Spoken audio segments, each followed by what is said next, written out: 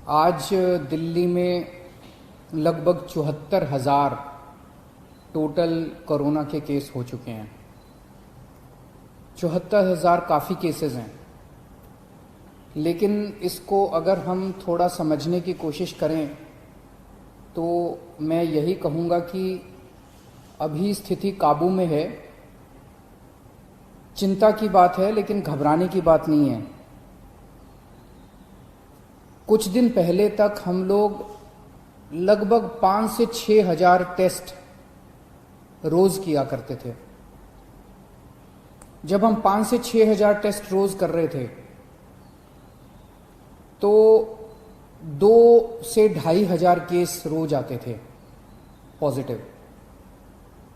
हमने टेस्ट की संख्या बढ़ा के 18,000 कर दी। पिछले कुछ दिनों से 18 से 20,000 टेस्ट रोज हो रहे हैं, तो 3 गुना हमने टेस्ट की संख्या बढ़ा के कर दी। तो जाहिर तौर पे जब टेस्ट इतने बड़े स्केल पे कर रहे हैं तो केसेस भी थोड़े से बढ़ रहे हैं। तो जैसे जब हम 5 से 6 हजार टेस्ट रोज कर रहे थे तो 2 से 2,500 केस पॉजिटिव आते थे। अब जब 18,000 केस रोज कर रहे हैं तो अब 3 से 3,500 केस इतने ही बढ़े। हमने टेस्ट 3 गुने कर दिए, लेकिन पॉजिटिव केस 2 से 3,000, पहले 2,000 आते थे, अब 3,000 आने लगे, 3,500 आने लगे। तो जाहिर तौर पे मान लीजिए कल हम 1 लाख, 2 लाख, 3 लाख टेस्ट करेंगे तो केसेस थोड़े से ज्यादा आएंगे। अच्छी बात यह है कि 74,000 टोटल केस अभी तक हुए, इनमें से 45,000 लोग ठीक हो चुके हैं। तो लोग बड़ी तेजी से जल्दी जल्दी ठीक हो रहे हैं।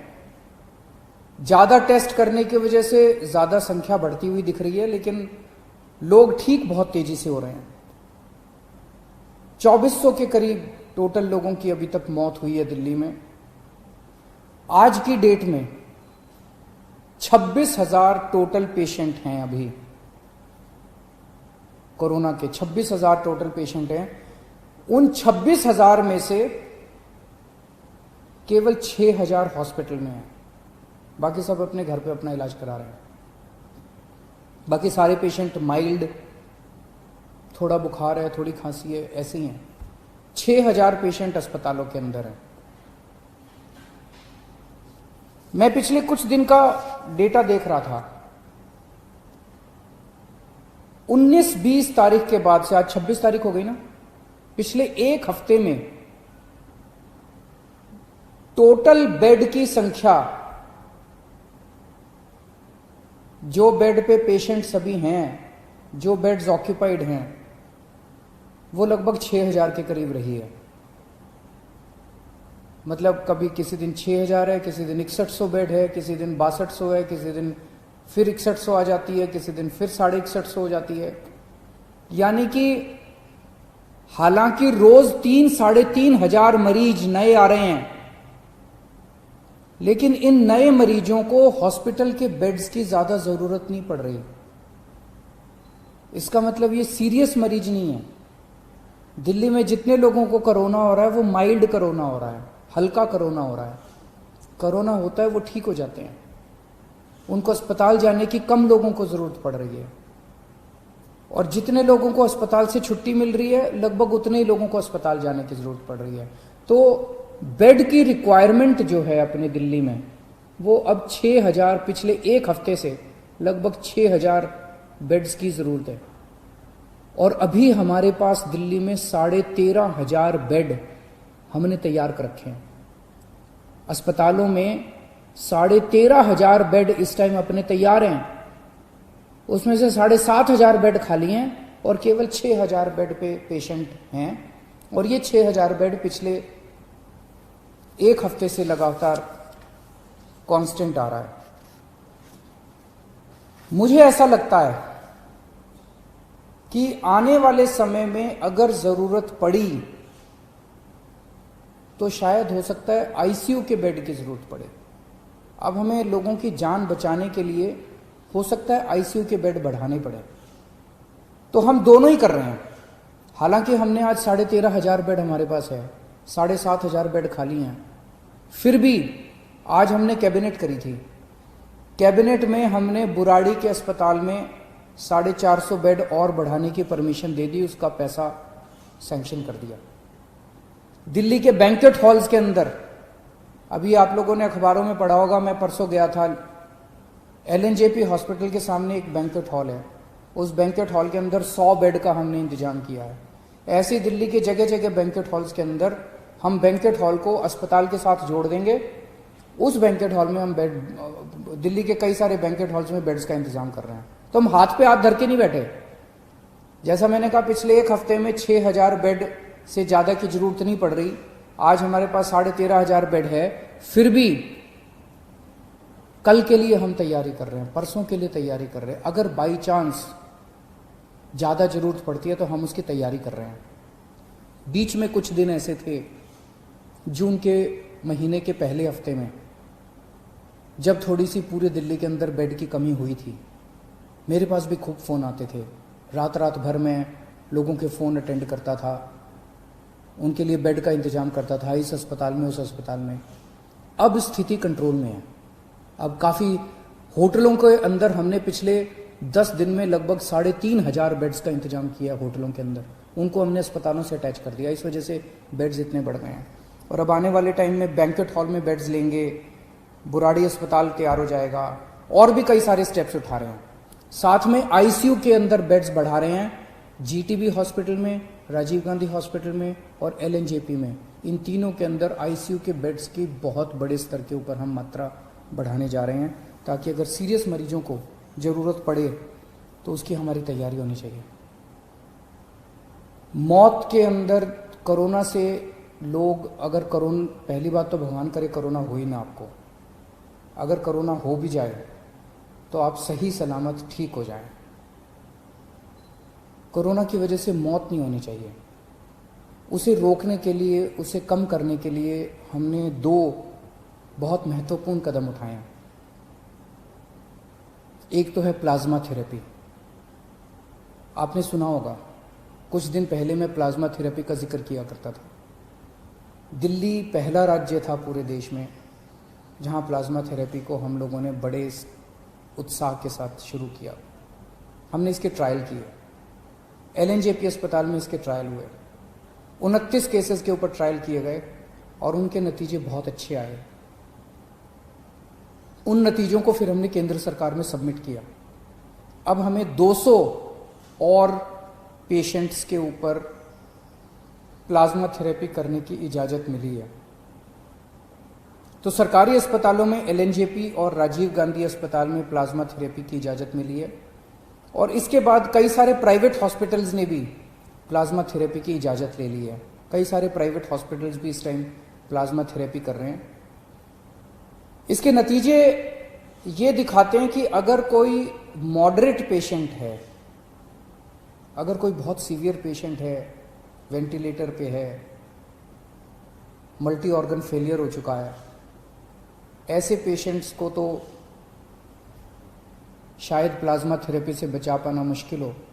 लेकिन जो लोग अभी, जिनकी हालत ज़्यादा बिगड़ी नहीं है, उनको अगर दिया जाए तो उनकी हालत को आगे बिगड़ने से रोका जा सकता है इससे। ऐसा अभी तक के नतीजों ने दिखाया है। तो प्लाज्मा थेरेपी के ज़रिए हमारी उम्मीद है कि हम मौत को कम करने में शायद सफल हो पाएं। LNJP अस्पताल के नतीजे ये दिखाते हैं। LNJP अस्पताल में पहले डेली जितनी मौत होती थी, आज उससे आधी से भी कम हो गई हैं पिछले कुछ दिनों में, जब से प्लाज्मा थेरेपी शुरू किया। तो हमें उम्मीद है कि आने वाले समय में इससे हम इसको कम कर पाएंगे। दूसरी चीज, कोरोना में सबसे ज़्यादा परेशानी होती है कि मरीज का ऑक्सीजन का लेवल अचानक कम हो जाता है। एक आम आदमी का ऑक्सीजन का लेवल 95 होना चाहिए। अगर ये 90 से कम हो जाए तो ये खतरा माना जाता है। 85 से कम हो जाए तो बहुत सीरियस माना जाता है। अब इसमें जैसे अगर आपका ऑक्सीजन लेवल 90 हो जाए या 85 हो जाए तो आपको सांस लेने में तकलीफ होती है और बहुत ज़्यादा ब्रेथलेसनेस होती है, सांस रुकती है आपकी, बहुत ज़्यादा आपको तकलीफ होती है। लेकिन कुछ पेशेंट्स ऐसे भी हैं इस बीमारी में जिसमें ये देखा गया कि ऑक्सीजन का लेवल बहुत कम हो गया लेकिन कोई सिम्टम्स ही नहीं है और अचानक फिर ड्रॉप हो जाता है और अचानक उसकी मौत हो जाती है।